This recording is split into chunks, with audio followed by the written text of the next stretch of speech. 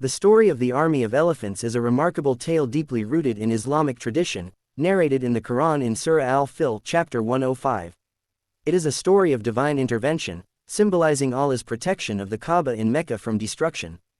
This event took place in the same year as the birth of the Prophet Muhammad, peace be upon him, around 570 CE, known as al-Fil, the year of the elephant. Abraham, the governor of Yemen under the Abyssinian king, was a Christian leader determined to establish his region as a religious center. He built an impressive cathedral in Yemen, hoping to divert pilgrims away from the Kaaba in Mecca, which had been a center of worship for centuries. Despite his efforts, the Arabs continued to honor the Kaaba, frustrating Abraham. To achieve his goal, he decided to destroy the Kaaba, eliminating its status as a sacred site.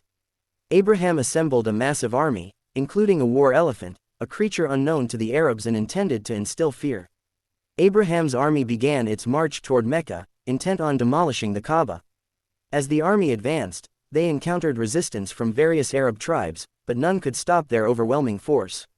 When they reached the outskirts of Mecca, Abraham seized the camels and livestock of the Quraysh, including 200 camels belonging to Abdul Muttalib, the grandfather of the Prophet Muhammad, peace be upon him.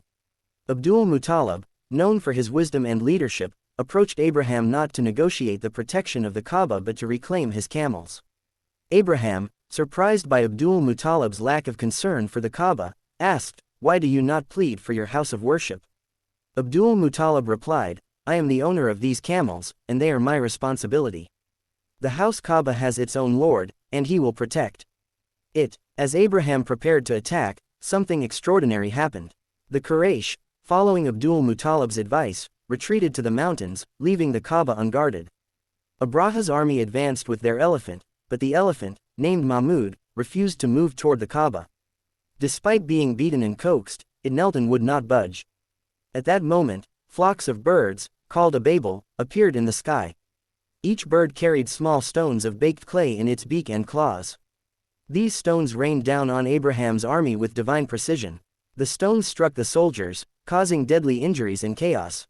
The mighty army, including Abraha himself, was decimated. Those who survived fled in terror, many succumbing to their wounds along the way.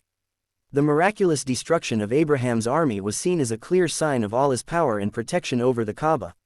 It cemented the Quraysh's belief in the sanctity of the Kaaba, even as they continued to worship idols at that time. The event is immortalized in Surah Al-Fil, where Allah reminds humanity of this divine intervention. "Have you, O Muhammad, not seen how your Lord dealt with the companions of the elephant? Did he not make their plot go astray? And he sent against them birds in flocks, striking them with stones of baked clay, and made them like eaten up straw." Surah Al-Fil, 105, 1-5. The year of the elephant became a pivotal moment in history. Shortly after this event, the Prophet Muhammad, peace be upon him, was born, heralding the beginning of a new era.